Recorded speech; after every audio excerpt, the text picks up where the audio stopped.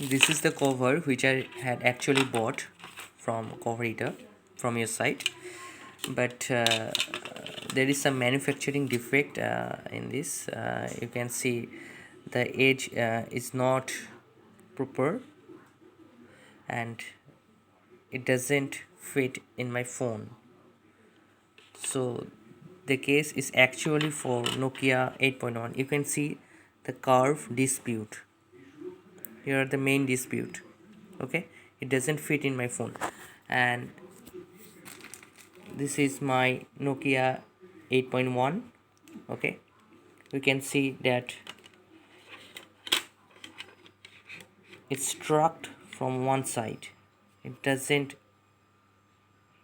if I push it so hard, it doesn't fit. So the main problem is here. You can see it doesn't fit as the edge is not straight. There is some manufacturing defect.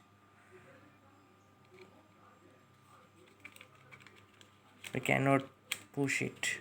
There is a huge difference. You can see the manufacturing defect here. Okay, thank you.